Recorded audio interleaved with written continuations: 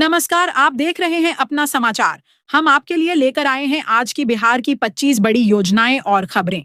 और इन योजना का लाभ आपको कैसे मिलेगा, सब कुछ इस वीडियो में जानेंगे। तो वीडियो को लाइक, शेयर और सब्सक्राइब जरूर कर देना। तो चलिए शुरू करते हैं आज की पहली खबर से।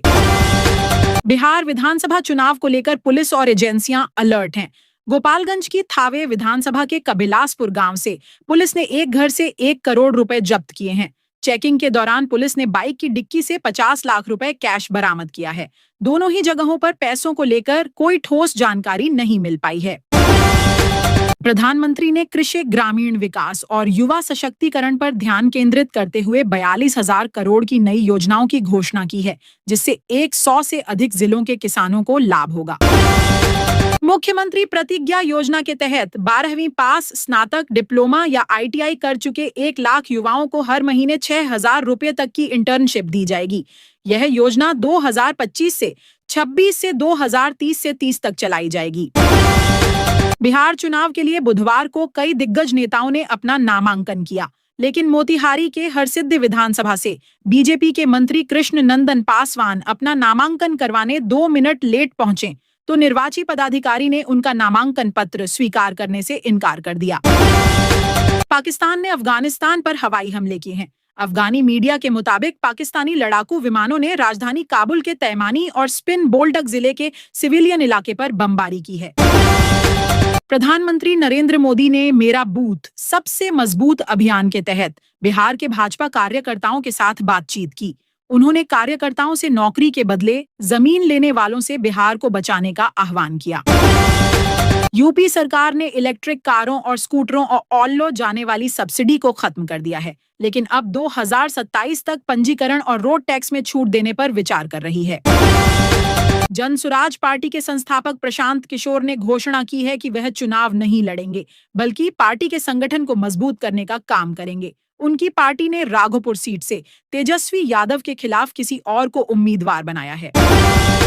देर शाम पटना एयरपोर्ट पर नेताओं में मारपीट हुई है। दिल्ली से लौटे कांग्रेस के प्रदेश अध्यक्ष राजेश राम, कृष्ण अल्लावरू, शकील अहमद का पार्टी के कार्यकर्ताओं ने विरोध किया है। बिक्रम से आए कार्यकर्ताओं ने टिकट बेचने का आरोप लगाया। इस दौरान शकील अहमद चोर है के नारे भी लगे। बताया जा रहा है कि कांग्रेस नेताओं को पप्पू यादव के समर्थक मनीष एयरपोर्ट पर रिसीव करने आए थे। इसी दौरान पटना के बिक्रम से आए कांग्रेस नेताओं ने मनीष को दौड़ा कर पीटना शुरू कर दिया। दिल्ली में इस बार 7 साल बाद दिवाली पर आतिशबाजी की अनुमति मिली है, हालांकि यह पर्यावरण के नियमों के अनुसार होगी। भारत मौसम विज्ञान विभाग IMD ने तमिलनाडु के कई जिलों में भारी बारिश की चेतावनी दी है, जिसके कारण कुछ स्कूलों में छुट्टी की घोषणा की जा सकती है। बिहार में विधानसभा चुनाव 2025 के लिए बीजेपी ने स्टार प्रचारकों की लिस्ट जारी कर दी है। इस लिस्ट में PM मोदी, 4 राज्यों के CM, केंद्रीय मंत्री समेत सांसद समेत 40 नेताओं के नाम हैं। PM मोदी इस चुनाव के सबसे बड़े स्टार प्रचारक होंगे। वे यहां कई सभाएं और रैलियां करेंगे। लोक गायिका मैथिली ठाकुर बीजेपी में शामिल हो गई हैं। पटना के होटल चाणक्य स्थित भाजपा मीडिया सेंटर में मिलन समारोह में बीजेपी के प्रदेश अध्यक्ष दिलीप जायसवाल ने उन्हें पार्टी की सदस्यता दिलाई है और ऐसा माना जा रहा है कि वह अलीनगर सीट से चुनाव लड़ सकती हैं। सीट बंटवारे को लेकर महागठबंधन में कांग्रेस ने कम से कम 65 सीटों की मांग की है, जबकि RJD 55 सीटें देने को तैयार है। इस वजह से महागठबंधन में सीट बंटवारे पर अभी तक अंतिम फैसला नहीं हो पाया है। भारतीय जनता पार्टी ने बिहार विधानसभा चुनाव 2025 के लिए अपने 71 उम्मीदवारों की पहली सूची जारी कर दी है। इसमें 10 मौजूदा विधायकों के टिकट काट दिए गए हैं और 46 को फिर से मौका दिया गया है। दोनों उप मुख्यमंत्री सहित 13 मंत्री भी चुनाव लड़ेंगे। बिहार चुनाव में तेज प्रताप यादव ने अपने भाई तेजस्वी यादव के लिए मुश्किलें बढ़ा दी हैं। उन्होंने तेजस्वी यादव के विरोध मधेपुरा में एक उम्मीदवार उतारा है। महागठबंधन में सीटों के बंटवारे को लेकर राष्ट्रीय जनता दल RJD और कांग्रेस के बीच सहमति नहीं बन पा रही है, जिससे असमंजस की स्थिति बनी हुई है। केंद्र सरकार द्वारा PM किसान सम्मान निधि योजना की 21वीं किस्त दिवाली पर 8 करोड़ 50 लाख से अधिक किसानों के खातों में 2,000 रुपये भेजे जाएंगे। महागठबंधन में पहले ही सीट शेयरिंग को लेकर तनाव है। अब कांग्रेस की कलह भी खुलकर सामने आ गई है। टिकट कटने से नाराज गुट ने पटना में प्रेस कॉन्फ्रेंस कर कहा, महागठबंधन टूटने वाला है। नाराज नेताओं ने प्रदेश अध्यक्ष राजेश राम और प्रभारी कृष्णा अल्लावरू पर टिकट बेचने का आरोप लगाया है। कुछ राज्यों में महिलाओं को दिवाली पर मुफ्त सिलाई मशीन और 15,000 रुपए की आर्थिक सहायता दी जाएगी। BSNL ने नए ग्राहकों के लिए ₹1 में 1 महीने की मुफ्त 4G सेवा की घोषणा की है, जिसमें प्रतिदिन 2 GB डेटा और अनलिमिटेड कॉलिंग शामिल है। बिहार विधानसभा चुनाव के लिए सरगर्मी तेज है। बीजेपी ने सभी 101 सीटों के लिए अपने प्रत्याशियों के नामों की घोषणा कर दी है।